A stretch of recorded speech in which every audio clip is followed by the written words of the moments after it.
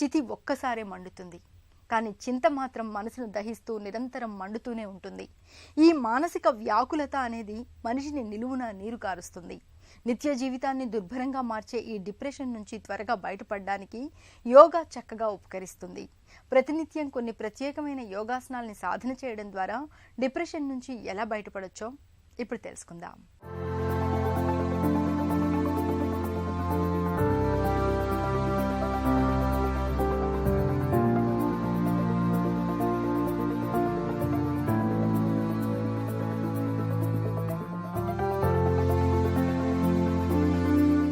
చిన్నపిల్లల దగ్గర నుంచి పెద్దవాళ్ళ దగ్గర నుంచి ఆడవాళ్ళు, మగవాళ్ళు, విద్యార్థులు చాలామంది ఈ డిప్రెషన్ సమస్యతో బాధపడుతున్నారు.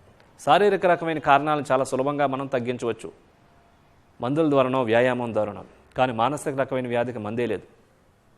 అసలు ఈ డిప్రెషన్ అంటే ఏంటి, ఎందుకు ఏర్పడుతుంది, నివారణోపాయం లేదా, అసలు ఏం చేయాలి, దాన్ని ఎట్లా అధిగమించాలి? ఈ పోటీ ప్రపంచంలో, ఈ స్ట్రెస్ఫుల్ లైఫ్లో ప్రొద్దున నుంచి సాయంత్రం వరకు కూడా వృత్తిపరంగా కానీ, కుటుంబ పరంగా కానీ, విద్యాపరంగా కానీ, ఆర్థిక పరంగా కానీ, కుటుంబ సంబంధించినటువంటి సమస్యలు కానీ అనేక రకమైనటువంటివి ఈ మనసు మీద తీవ్రమైనటువంటి ఒత్తిడికి కలగజేసి నిరుత్సాహాన్ని, నిస్పృహని కలగజేస్తూ ఉన్నాయి.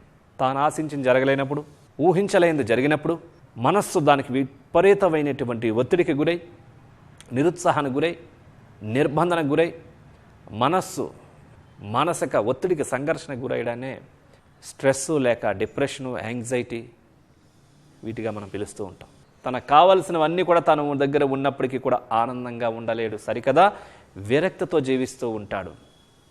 దానికి సంబంధించినటువంటి శిక్షణ ఒకటి ఉంది, యోగ చిత్తవృత్తి నిరోధ. ఈ యోగా అనేది మొట్టమొదట ప్రభావం కలిగజేసేటటువంటిది మనసు పైన, తర్వాత శరీరం పైన. ఈ ప్రశాంతమైనటువంటి మనసుతో ఏ పని చేసినా, ఏ వ్యాపారం చేసినా, ఏ చదువు చదివినా అద్భుతమైనటువంటి సక్సెస్ వైపు ముందుకు పోగలుగుతూ ఉంటాడు. సో ఈరోజు మనం డిప్రెషన్కి సంబంధించినటువంటి కొన్ని ప్రత్యేకమైనటువంటి యోగాసనాలు, ప్రాణాయామాల గురించి మనం తెలుసుకుందాం. అందులో భాగంగా ఈరోజు మనం చేయబోతున్నాం హలాసనం, అదేవిధంగా శశాంకాసనం, అదేవిధంగా ధ్యానముద్ర. సో మరి ఇప్పుడు వాటిని ఏ విధంగా చేయాలో చేసి చూద్దాం. హలాసనం, ముందుగా దండాసన భంగిమకి రావాలి, తర్వాత ప్రశాంతాసన భంగిమకి రండి.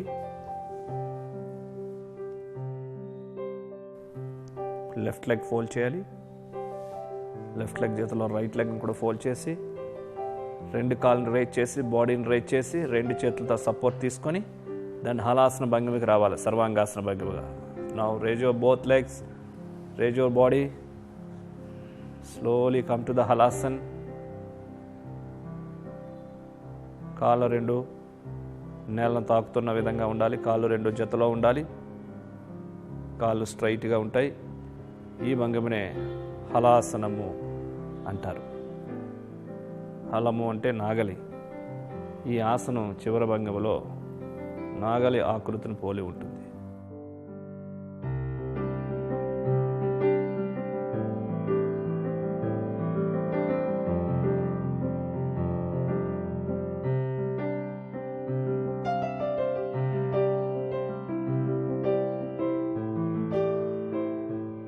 రెండు చేతుల సపోర్ట్ వీపుకి తీసుకొని మళ్ళీ కాళ్ళని యథావిధిగా తీసుకొని రావాలి, కిందకి రండి.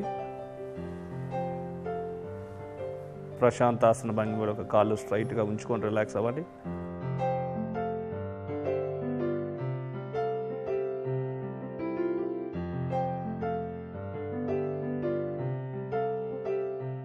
ప్రశాంతాసన భంగిమ నుంచి బయటికి రావాలి.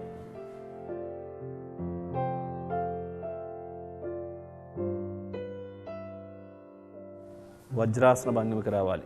బోత్ లెగ్ స్ట్రైట్గా ఉంచుకోవాలి. దండాసనం, లెఫ్ట్ లెగ్ ఫోల్డ్ చేయాలి, రైట్ లెగ్ని కూడా ఫోల్డ్ చేయాలి. లెఫ్ట్ లెగ్ జతలో రెండు చేతులు మోకాల పైన ఉంచుకోవాలి. హ్యాండ్ స్ట్రైట్గా ఉండాలి. నిదానంగా శ్వాసను తీసుకుంటూ హ్యాండ్స్ని రైజ్ చేయాలి. శశాంకాసనము. ఇప్పుడు శ్వాసను విడిచిపెడుతూ ముందుకు వంగాలి.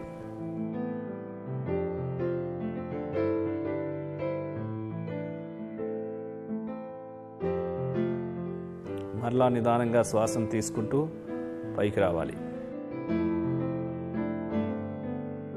శ్వాసను విడిచిపెడుతూ మరలా ముందుకు వంగాలి.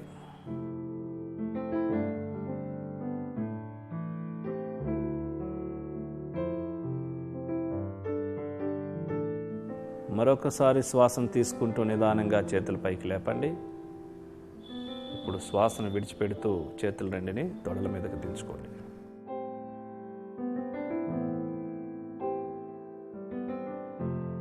ధ్యాన ముద్ర. 2 అరచేతులు ఆకాశం వైపు చూస్తున్న విధంగా ఉంచండి.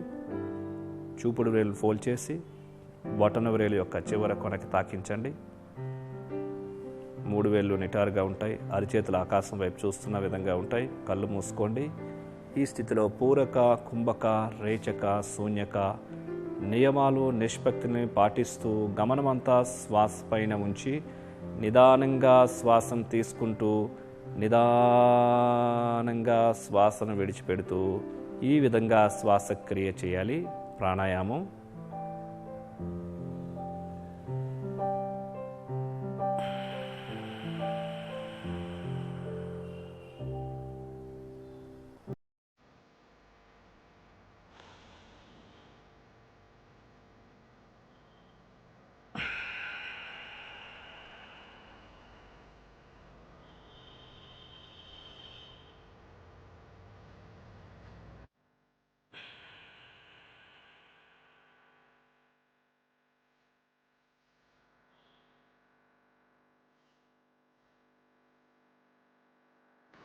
శ్వాసను విడిచిపెట్టిన తర్వాత ఆపండి. నిదానంగా కళ్ళు తెరవండి. ముద్రను రిలీజ్ చేయండి.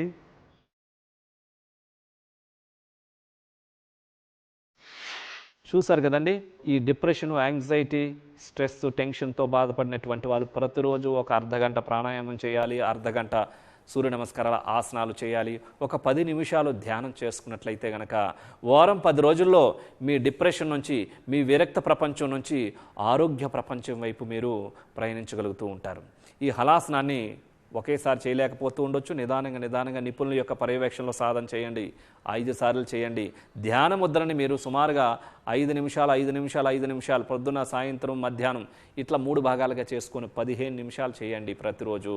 శశాంకాసనాన్ని ప్రతిరోజు 5 సార్లు చేయండి. వీటితో పాటుగా 10 నిమిషాలు ధ్యానం చేసుకోండి.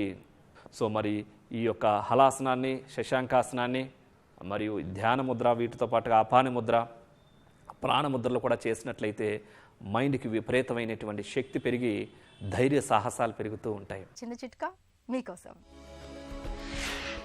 చలికాలంలో చర్మాన్ని మృదువుగా ఉంచుకునేందుకు స్నానం చేయడానికి అరగంట ముందుగా వాజ్లిన్ లేదా పెట్రోలియం జెల్లీని ఒంటికి పట్టించి ఆపై గోరువెచ్చటి నీటితో స్నానం చేయండి. చర్మం అంతా మృదువుగా, సున్నితంగా మారుతుంది.